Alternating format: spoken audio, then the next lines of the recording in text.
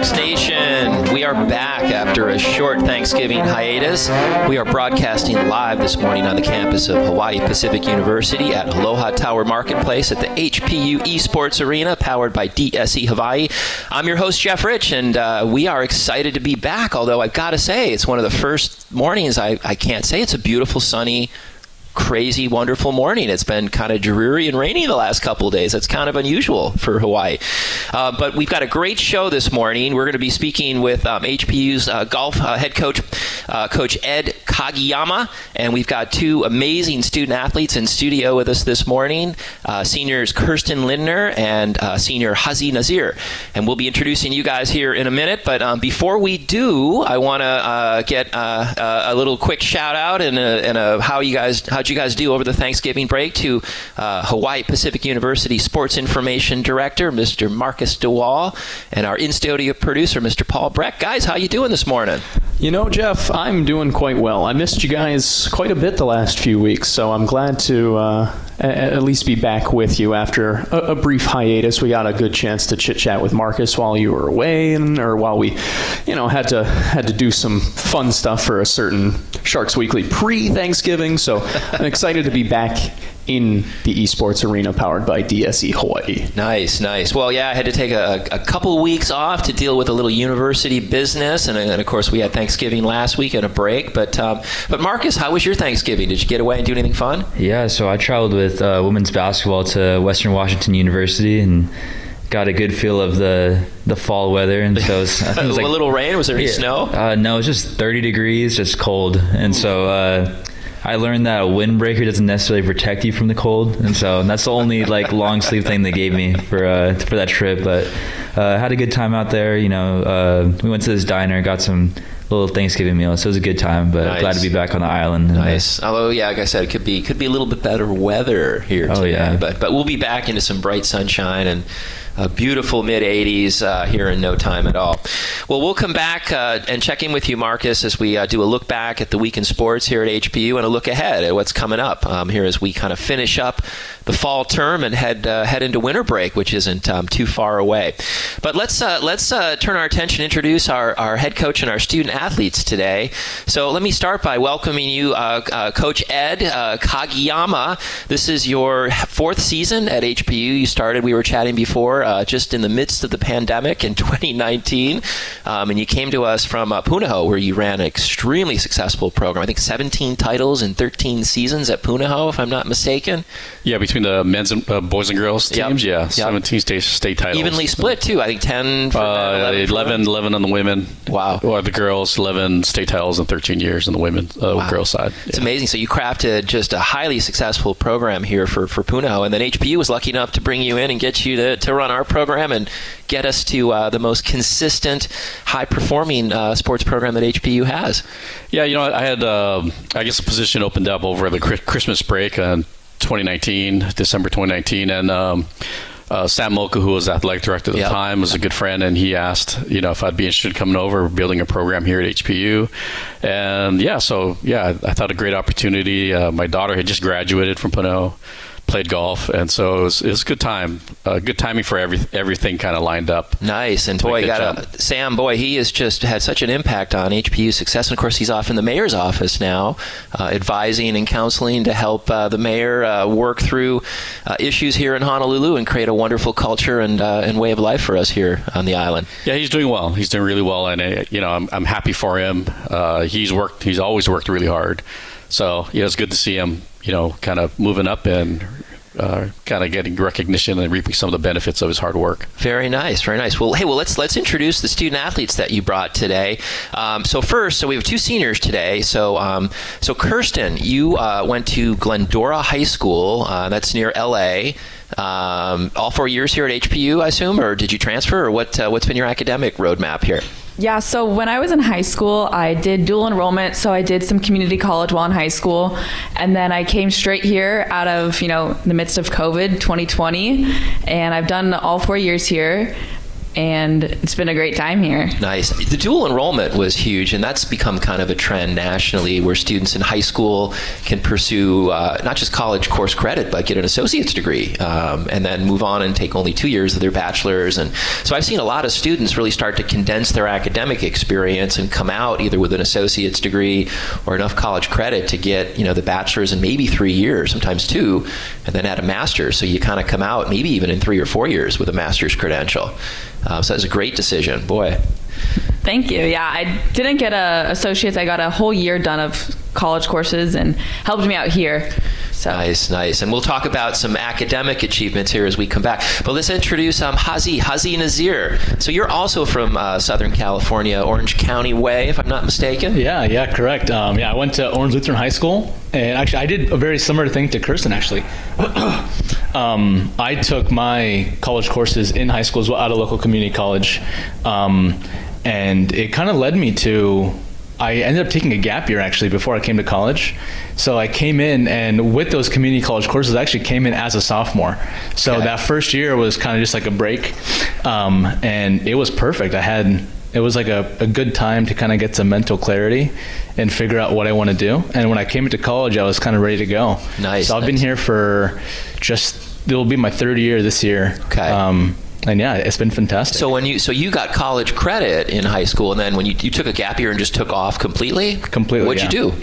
So it worked out well. So I graduated in 2019, and it was right before COVID happened. So during this time, I went to Europe. My mom's actually from England. Okay. So I went to Europe for 3 months, and I lived with my uncle, and I kind of just took a full mental break. And then once I came back, I was in a completely different state. I started going to the gym, started really focusing on myself, and I was able to practice a whole bunch. Yeah. And all my time was just set on practicing, trying to get into some better daily habits, going to the gym, going on hikes, getting outside, and it was great. Wow, that sounds like a really smart strategy. And again, the enablement through getting enough courses on high school to kind of give you that space to figure out what you want to do and get yourself energized and recharged. So it looks like it's paid off with your success here as a student and an athlete. Yeah, it was fantastic. I would probably say that all my success is due to that gap year, because when I came out of that gap year versus when I came into it, I was a different person completely. Yeah. Sometimes you just got to take a break from things, and you just need a little mental space. So, Coach, how do you create those opportunities for the students when if you feel the team is getting stressed or they're working too hard? I mean, do you see that as a coach sometimes and look for ways to create, whether it's better chemistry or better space for the student athletes to kind of think through what they're trying to accomplish? It's a balance. It's a balance between being on the golf course for 5 hours and having to focus for 5 hours. It can be very difficult, not only mentally but also physically, because a lot of times we're walking in the golf course. It could be the hot sun, or it could be bitter cold up in Western Washington or something like that. And so they're dealing with the elements. And so from a mental aspect and a competition aspect, it could be very draining mentally and physically. So we have to balance that with sort of the downtime, the re-energizing. But a lot of times it's just a distraction. Yeah. Get him out of that space of thinking about golf or thinking about school and just doing something different. And just that break, that mental break from it, can really help them a long ways in just re-energizing themselves and being able to refocus when we have to get back into golf or get back into school and those kinds of things. So, there takes some time. I mean, we do have to think about that. I can't say we plan for that, because it's really hard to plan when people feel exhausted. We just need to know that there needs to be a break at some point in time, and we have some contingency plans for that. And so we'll just interject where we feel that everyone needs sort of that time. Yeah. Well, for those that aren't familiar with how golf is structured in college, so are the men's and women's teams, separate, or are it's one team and they, work together and then just, compete individually? Or how, So there's the men's and women's compete separately. There are some tournaments where they play the same tournament, two different sort of divisions of the men's field and women's field at the same location. Sometimes we play the same tournament, men's and women's, at different locations, but in the general area. Okay. And then there's some that's just strictly men's and just strictly women's and just totally different times, different locations. And so we're we're kind of like all over. How about practice? Are practices together? So you guys are really building team chemistry among both men's and women's at the same time, at least before you get into competition? We practice together. Okay. Yeah. Got it. So that is an interesting opportunity to build more chemistry. And how do you guys approach that? Do you have rituals that the team does to get prepared? Superstitions. But tell us a little bit about your preparation. Yeah. So I think it's really nice kind of practicing with everyone. And thankfully, our teams kind of get along pretty well, where it's always constant banter, joking back and forth, and we have fun with it, for sure. But I mean, for me, I'm a big proponent of self-improvement kind of things. So my thing is I take a cold shower every morning, and that's kind of my superstition. They say that's one of the best things you can do for your health. Yeah, is it just shocks your body into this different place. Yeah, so I actually started it probably maybe about 2 years ago, and I have a habit of I get really cold, especially when we go to Northern California. I get extremely cold, and on the golf course it's hard because you would think, just layer up, but if you layer up too much, then you can't swing. Restrictive, yeah. So you have to keep the layers very minimal, but trying to be as effective as possible. And for my entire first season, I mean, it was the minute it gets cold, our team would struggle because I mean, we're blessed to be here where it's always shorts and t-shirt, maybe a jacket if it's raining. But when we go to Northern California, it's a complete shock. Yeah, it hits us like a truck, and we don't know what to do. So I started taking cold showers, and it would be like 40 degrees outside, and I'd take a cold shower, and it would be like the game changer too. The minute I'd get outside, it's warmer than the shower. So It was fantastic. Like I was saying, it is one of the best things you can do for your health, but that is probably my number one phobia is cold water. Whether it's jumping into the water here on the beach, if it's cold, which it never really is in Hawaii, I have to say. That's a great thing about living here. But hey, we're going to take a quick commercial break, and then we're going to come back and talk more about how the season's going as we get rolling here, and what you guys are looking forward to. So we will take a short break. I'm Jeff Rich, your host on Sharks Weekly, and we will be right back. You're listening to Sharks Weekly on the Hawaii Sports Radio Network's 95.1 FM and AM 760. And you are listening live to Sharks Weekly on the Hawaii Sports Radio Network on FM 95.1 and AM 760. And don't forget, you can catch all Sharks Weekly broadcasts by visiting hawaiisportsradio.com/sharks-weekly. And this year we rolled out something new. You can catch us on YouTube. You can see all the fun we have in studio here while we're broadcasting. So do a search for Sharks Weekly on YouTube, and you can see what happens in studio. And I also want to remind you that Sharks Weekly is brought to you by an array of wonderful sponsors, including physiotherapy, where physiotherapy, their therapists have all been competitive athletes and know what it takes to help you get back to what you love doing fast. So let's jump back into some conversation about how the season has gone. So golf is it's a two-season sport. So you've got a fall season and then head into the spring season. So you guys finished up for the fall back in late October, it looks like, and then you're getting ready for the first match you've got coming up on February 12th. So do you take breaks in between those two? Do you keep working? How do you keep the team engaged and ready to go as you transition from fall to spring? There's the fall season, consists of they call it a non-championship season. Okay. And there's X amount of days, so everything we do has to be within this X amount of days in that season. Once that we hit our max number of days, then we're done, which generally gets us to about the end of October. From about the beginning of school to the end of October, and then we have winter break, which is all November and then December, and then we come back to school in mid-January or so. Okay. And we'll start back up again into our champion season, which will carry us through to the is there conference championships. Anything formal or informal going on between the semester transition? No contact. Just off on their own? They practice on their own. They do, yeah. And that's NCAA required, or so you can't structure practice in the break? Right. Got it. So do you guys do things, off, sort of informally, either within the men's team or the women's team or together to keep the energy going, to keep the chemistry building with the team? Yeah, so we actually just went bowling. Because during season, I mean, it's pretty hectic where we're constantly practicing. Golf is one of those things that our formal practice may only be like 4 hours, but we're there for quite a while because we have to work on our own stuff that we might personally be struggling with within the game, whether that's putting, chipping on the driving range. So yeah, we're always in the course. So during season, we don't really get a time off to kind of hang out or anything because it's either golf, school, or traveling. Yeah. So we actually just went bowling, and it's almost like a thing we've done every year now.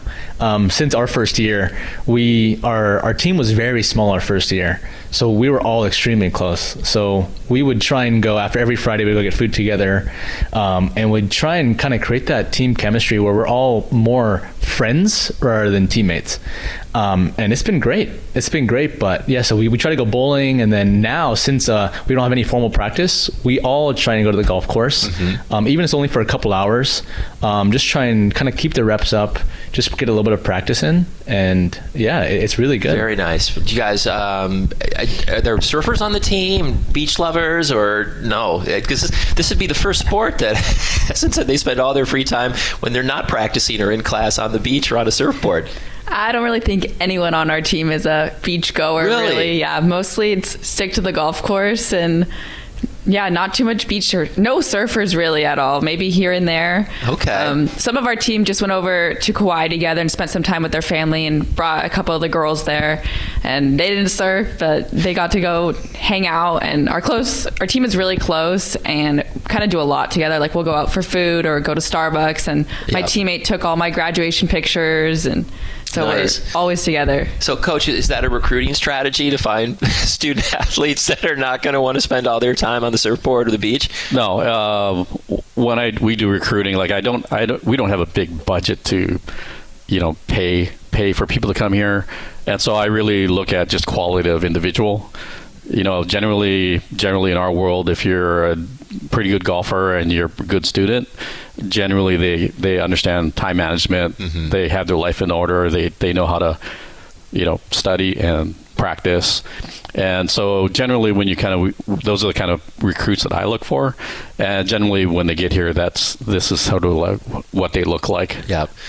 Level of maturity that, we don't always see in college, but that's fantastic. What made you guys choose HPU? Maybe Kirsten, maybe you could start and tell us, what was it about either living here or coming to HPU that was really appealing? Yeah, so I've actually had never been to Hawaii before, and I was. Did you come out and visit? No, you didn't tour campus. Didn't tour the campus. Had never been to Hawaii before in my life, and I was talking to Coach Ed, and with COVID, it was really difficult, and I was, thinking about playing golf, but I wasn't sure it was possible.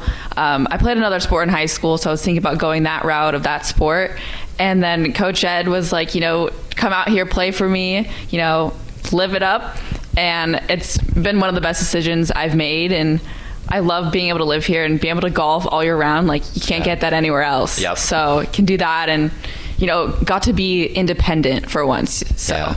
Best weather on the planet, no question about it. So, all right. So tell us your story. What was it that attracted you to the university, and was it all your golf? It clearly wasn't surfing on the beach. So, yeah. So I actually really enjoy body surfing. Okay. So my first year, I would go to Sandy's Beach almost every morning, or every morning I could when I didn't have classes. Every weekend we'd go, and I would try to get in the beach as much as possible. But I noticed that, say if I got a little hurt or a little bit tweaked up, I'd be taking 5 steps forward during the week just to go 2 steps back over the weekend. Okay. And it just wasn't sustainable for golf, that I couldn't really get to the level I wanted to be at while doing something else that could potentially hurt me, that could hinder my golf game. Yeah. So I kind of made the transition of just focusing completely on golf. And I kind of went in after it. And coming to Hawaii was probably the best decision I've ever made. Being in California, it's pretty large. You kind of can do everything, but you get so comfortable being at home that you don't really get to experience everything. You kind of just do the same mundane tasks every day. You go hang out with your friends at the same places. And I think it was the same thing for Kirsten, actually, that happened to me, that I didn't even tour the university. I came to Hawaii once. I went to Maui a couple years before I came here, and I had no clue what to expect. I was in contact with a few of the players at the time, and one of the players picked me up from the airport. It was during COVID time, so everyone was all masked up.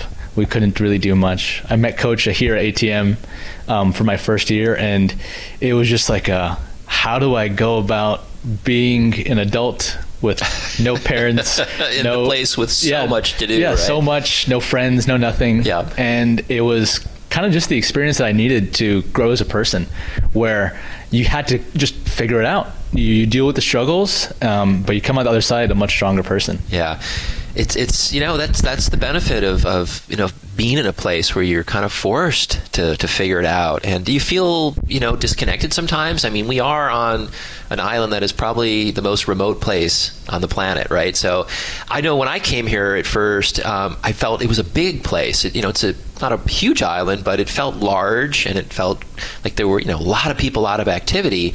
As I've been here, it hasn't started to feel small to me yet. Do you guys? What's your experience now? How do you feel about living in a place that you become more familiar with? Does it feel small, or do you feel like you're still learning and expanding? Yes. I mean, when I came here, everyone always talked about, everyone gets island fever because you feel enclosed. It's not as big as when you're at the mainland. But I haven't felt that at all. I feel like there's an abundance of things to do. Especially if you're a person who loves the outdoors. Yeah. There's so many things you can do, whether it's just you can go hike up the mountain 10 minutes away, you can see the water from right here, and there's always something to do. It's just a matter of if you're willing to go outside and kind of experience it, I think. Yeah, there's a phenomenon here too. I mean, especially if you like the beach in warm weather, where you think about leaving, going off island for a vacation or a break. It's like, where are you going to go? That's nicer than where you are now, and that's a tough mentality to get yourself out of. But at some point, you got to kind of spread it around and get back and visit friends and all. But I think that it is an amazing experience, and it's just so different. But it's good to hear that that the experience that you've had here has really helped you mature and grow. And as you guys think about careers, let's talk a bit about what you're planning to do once you graduate. So Kirsten, your plans post-graduation are? So I majored in biochemistry with a concentration in pre-health professions and a minor in business, and I work as a dental assistant, and I am applying to go to dental school. So that is the goal, and then to become an oral and maxillary surgeon, which is actually what Hasee's father does. Okay. So maybe I should get a job at his. Or just a coincidence? Just a coincidence, yeah.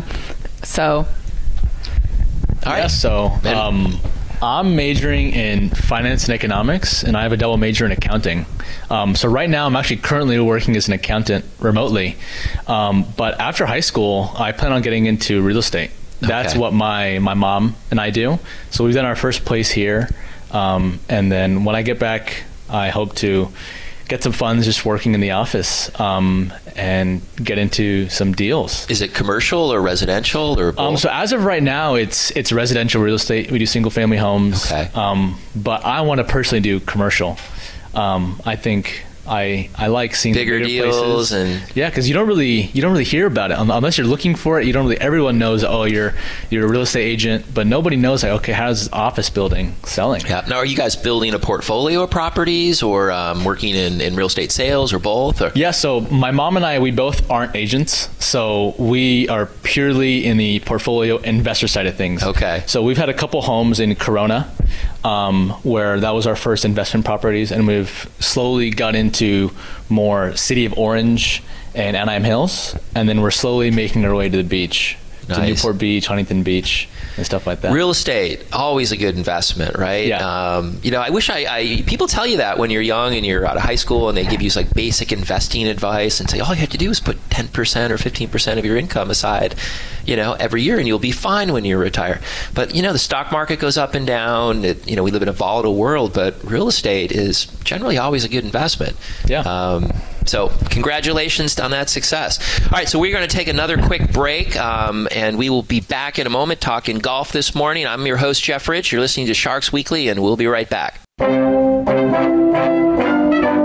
Back to the DSE Hawaii Esports Arena on the Hawaii Pacific University's Aloha Tower Marketplace campus. It's Sharks Weekly on 95.1 FM and AM 760. And we're back. You're listening live to Sharks Weekly. I'm your host, Jeff Rich. We're talking golf this morning. But just a quick shout out for some of our amazing sponsors, including Aiea Bowl, Hawaii's only hyper bowling center. a new experience and entertainment. Check it out. And we're also brought to you by Duke's Waikiki. Duke's is an iconic establishment in Waikiki. Duke's Waikiki celebrates an atmosphere that encompasses surfing, the spirit of Hawaii, and live music on the beach. All right, so hey, let's get back to talking about how the season has started in the fall. So as I understand it, you guys were out in Japan. You came on campus for, 2 days, and then headed to Japan for the Pacific Rim Collegiate Golf Super League. That's a mouthful. Tell us about that. What was that experience like? Yeah, so it's something we've kind of talked about for a while now, and it was an absolutely amazing experience. Most of our trips are to California or Washington, but being in Hawaii, you see a lot of Japanese people coming, and we have 2 Japanese teammates on our team, and they always tell us how different Japan is, and they're the nicest people. So when we went to Japan, it was a complete shock. Everyone was super welcoming, extremely nice, and it was amazing. It was amazing. We got to go eat at all these places. We played golf at some amazing courses, and the players there are absolutely phenomenal. Some of the best players in the world. I think a couple of the players are ranked top 50 in the world for amateur golf, and it was amazing. Wow. And so you guys have never been to Japan, I assume? No, never. What was your experience like, Kirsten? Yeah, so I actually was a foreign exchange student in Japan, but quite a few years ago, and I went. I didn't remember too much, so going back, it was like I remembered certain things that I had seen and saw, and I got to meet some great people, great golfers, really great golfers there. And I see them on my Instagram, and I played with the girl who ended up winning the whole tournament. She was just a beast. Like, everything was perfect, no mistakes. And it was great to, be surrounded by such great players and great people. What's an average drive for a player today, a woman golfer? Oh. Is it, 300 yards? I mean, no, not 300. Not quite. Probably more like some girls like 220 to like 250. Okay. Kind of in a ballpark range, okay. Yeah. Are the guys hitting, up near 250, 300 pretty consistently, or? Yeah, so I'd say almost every single guy hits the ball past 250. Okay. So I'd probably say the average is anywhere probably around like 280 or so, but you see almost every single tournament, you'll have a guy who hits the ball like 320, 330. Yep. And I mean, if their short game is good, they end up being probably the best player. But most of the guys, they hit the ball really far, but they're not very accurate. Yeah, and that's the issue, right? So this drives me crazy. When I would play golf with my dad, I'd outdrive him. 250-yard drive, but off in the shank it in the woods or something. And he'd take a 3-iron out, he'd pop it 120 yards straight down the middle of the fairway, hit the next one, maybe 100 yards. Good short game, but it was just that consistency of ball placement, getting it, in a place where you're not going to get yourself into trouble. It's not about distance always. What's the brand of our HPU Golf? So our brand is kind of like, keep it simple. Okay. Always, our game is, we usually hit the ball pretty low because it's pretty windy in Hawaii, so you kind of have to adapt. So when we go to mainland, our goal is always to keep it in the fairway. Yep. No matter what, keep it in the fairway, because when we go to mainland, the rough is so long that if you're just an inch in the rough, you have to play a completely different game now. The greens are pretty firm. You can't land it where you want to land, and you're playing much more defensive. Mm-hmm. So coach is always telling us it's not about distance. It's if you can't keep it in the fairway, you're not going to win the tournament. Yeah. Yeah, and they would say the short game, being able to good placement when you're chipping up on the green. Short game makes up over 50% of your score. Yeah. So if you don't have a good short game, you'll never be successful. Wow. So it's nice to have that long drive, but consistency in placement, huh? Wow. So was that the first time that you took the team to Japan, and is this a new league that started? How did you find? So we were invited from the host, and it was just through some friends that I knew that we got invited. And when we got there, we didn't know what to expect. This was the first tournament that they were doing. And so I tried to research it a little bit in the past, but there's just no information. We got a list of the schools that were participating, and we tried to look up some of these schools, and what we found out was actually these were the top teams in Japan. Okay. It would be your Stanfords, your Oregons, your North Carolina types of golf teams from Japan playing in this tournament. And then so we had a bunch of schools from Japan, China, Korea, Thailand, San Jose State men's played, and Western Carolina women's also were there in that tournament. So it was basically a D1 tournament quality field that we got to play in, and Wow. it was a great experience. Wonderful experience. We should do something like that here. We've got our athletics director here, Debbie Snell. Boy, Hawaii would be a good midpoint for a big aggregate tournament. There's something to work on. So we host a tournament, and actually they want to come to play our tournament. Okay, great. All right, so Hawaii, we welcome all. So it's interesting too that that you guys, when you got on campus and you were only here for a couple of days, did you have younger team members like freshmen that was kind of a jolt to not have an opportunity to acclimate before they had to head back out again and be gone for a while? Yeah. So over the summer we spent a lot of time getting to know each other, and it was kind of a big shock for all of us, because usually we have at least a month to kind of get practicing, get used to it, meet our teammates. Yep. And then we head out for our first tournament usually. Okay. But this time it was all your preparation is during summer. Make sure you have your passport in order. Make sure you bring your driver's license. Don't forget any documentation. And immediately come to school, talk to all your teachers, let them know what's happening.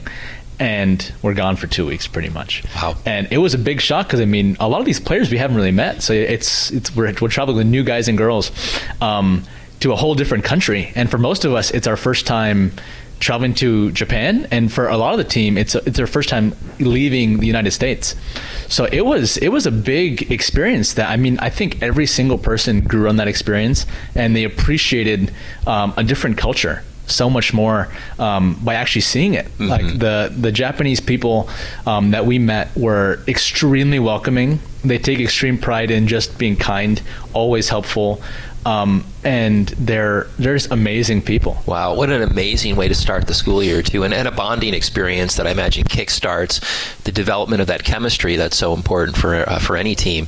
So is that going to be an annual thing now, or does you have to wait for an invite? NCAA rules is every 4 years. Okay, and so that's trying to lay the groundwork for our next trip in 3 years from now. 3 years. All right. Well, that's something to look forward to. And for those high school students listening that are thinking about coming to HPU in about 3 years, you'd have something amazing to look forward to as well. Well, hey, this is a time where we want to do a quick look back, at kind of what's happened in the week in sports. And we have our amazing sports information director with us, Mr. Marcus DeWall. Marcus, tell us what's been going on with HPU athletics the last week. Yeah, so I feel like everyone in the country was playing basketball in Oahu this past couple of weeks, and so been scrambling around, going to tournaments, going to games. I traveled with our women's basketball team to Washington this past Thanksgiving break. It took a couple of tough losses, but I think with struggling starts like that, you have to put in the context. They played 2 nationally ranked teams, and then one's about to be ranked too, and so you take those struggles with a grain of salt a little bit. Give them some grace. And the nice thing about this Saturday coming against Westmont, our conference opener, is that everyone starts off at 0-0 again. So looking forward to that with them. And then men's basketball, we had our home opener this past Sunday. Paul was on the call for that. It was a very electric atmosphere. I think there was 300 plus people in there. It was nice. Yeah, I didn't I was at the table and I barely had any room to move around. But it was an electric atmosphere and even a more electric game. We won on a buzzer beater from Diggy Winbush. Drove left and got a nice layup with him. But yeah, the thing about Diggy Winbush, it's cool. In my career, in pro sports and collegiate sports, I've got to see some pretty cool players and those pretty clutch moments. And I think what's special about a player like Diggy is that in those pressure moments, you can tell when there's either someone's under pressure or they apply it. And so Diggy's one of those guys when it's crunch time, it's, time's on the clock, winding down. He just looked like it was just practice. There are some guys that are just money all the time, right? When you need that basket at the end of the game, they're going to sink it. Yeah, and just the thing with him, the way he just casually hit that layup, it was just... it was literally like watching practice. Because I've seen him practice multiple times, and I couldn't tell the difference between a practice and a last-second buzzer beater. And so that was really cool to see. And then just waiting for golf to pick back up. I think coming here in the middle of the year, trying to get to know the teams here and their dynamics and their storylines. And I think one of my favorite teams to follow so far, joining in the middle of the semester, was golf. Because I mean, it seemed like every week someone would step up and pop off. And so, like, you know, usually, like, for the team, you're like, oh, you have, like, the 1 or 2 players on the team that you're like, oh, that's their main person. But I think with our golf teams here, it's like every week it would be someone new. And so, you know, at the end of the month, I had to, like, choose a, you know, player of the month. And, oh, my gosh, that was so hard with women's golf, because, I mean, it would literally every tournament would be someone new stepping up. And so I'm really excited to see what golf does this spring. I think they both teams have, like, a great dynamic, great culture, and just very excited. Very nice. Are you a golfer, Marcus? Do you get out on the links now and then? Oh my gosh, no. So I think the last time I golfed was probably in high school, and I lost to my great grandpa. And so, did he hit it 100 yards straight down the middle each time? No, he was probably hitting 70-yard drives, but, no, I'm terrible. I do have a question though about golf. How much? I know it sounds like a funny little dorky question, but how much does your short game, like in like collegiate golf, transfer to like stuff like mini golf? I mean, it's pretty hard, because short game's probably like the biggest thing in collegiate golf. Yeah. Is if someone's a good putter, they're most likely going to win the tournament. Yeah. But in mini golf, it's a little bit different, because, I mean, you can't be reading the greens. The break's not consistent, so it doesn't translate that much. I've played against a couple of my friends who have never touched a golf club in their life, and they beat me in mini golf. Okay. So I would say just keep practicing mini golf, and eventually we've had big elephants. You know, that we've had to deal with on the golf course every once in a while. Yeah. Wow. Well, there you go. Well, hey, we are going to take our last break and then hit our last segment of the show. You're listening live to Sharks Weekly. I'm your host, Jeff Rich, and we will be right back. You're listening to Sharks Weekly on the Hawaii Sports Radio Networks, 95.1 FM and AM 760. And we are back. And just a reminder that Sharks Weekly is brought to you by Hula Grill. Hula Grill, they take in a fiery sunset while savoring the vibrant flavors of the island. I was at Hula Grill just this last weekend, and I can attest to what an amazing place it is to hang out at. And we're also sponsored by Giovanni Pastrami. Giovanni Pastrami, Waikiki's premier sports bar. Hey, so we were just talking during the break that HPU is hosting the Pac West Championships in Kona this April. So tell us a little bit about what to expect there as we look ahead to the spring semester. Yeah, so we're going to have the Pac West Conference out here and have all these great teams come out here. Biola, Point Loma, they're all going to come out here, and we're going to be on the Big Island. And, we're hoping to do really well. We've really come together as a team, and all the players have really improved, even from my freshman year to now, like whole different game, completely different golfer. And a lot of the boys and girls, they're coming to play, and they're coming to fight for it. So nice. Will be a beautiful venue, that's for sure. So so you're not going to be able to participate, I understand. We were just saying, trying to figure out a way to get sneak you into a grad program here and get another year. Yeah, I mean, if we can figure out the financial situation, I mean, I would absolutely love to come play again, because our team is looking extremely strong this year. And I'm not sure if you guys have played or seen Maunalani, but I mean, I would say out of my years in Hawaii, it's been my favorite course by far. It's absolutely gorgeous. What's your favorite thing about the course? Is there a hole or something that really... I mean, it's just, I think playing in Kona, you see the contrast between like the fairway and the lava rocks, and Maunalani is absolutely pristine. So the course we're playing the North Course. Okay. And the North Course has this design where they have trees in the fairway. And there's these ginormous trees that require a demanding tee shot. And it sets up absolutely beautifully. So you have to keep it low, or it's more of managing the distance, because if you're a little bit too close to the tree, you can't get it high enough. You have to go low.